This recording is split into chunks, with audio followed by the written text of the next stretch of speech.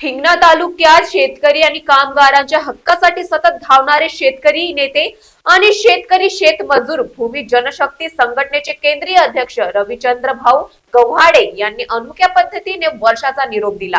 नमस्कार, आपण बघत आहात महान्यूज 7 करिता मी नंदिनी बर्वे।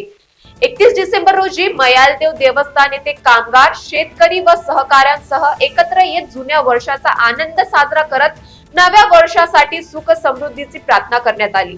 70 वर्षांचे वय पूर्ण करूनही अविरत समाजकार्य करणारे रविभाऊ आजही शेतकऱ्यांच्या अडचणीत धावून जात असल्याचे चित्र पाहायला मिळाले।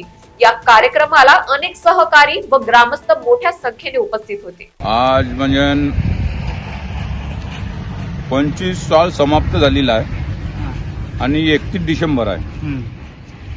जुनं साल शेतकऱ्यासाठी, शेतमजुरासाठी आणि इतर भारतवासी जनतेसाठी चांगलं गेलेलं आहे आणि उद्या नवीन साल लागून राहिलं, त्याच्यासाठी आम्ही एक प्रार्थना करून राहिलो। जुनं चांगलं गेलेलं आहे, नवीन बी चांगलं झाले पाहिजे। त्यासाठी आज 31 डिसेंबरला कोणी कोंबडी खातात, कोणी बकरी, कोणी दारू पितात, पण आम्ही आमचे गरीब मजूर वर्ग आहे, कामवालेच, यांना घेऊन आम्ही 31 डिसेंबर इथं साजरा करीत आहोत।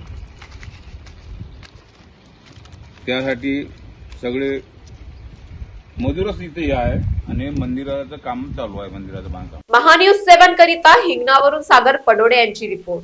This video is sponsored by Shivan Jewelers.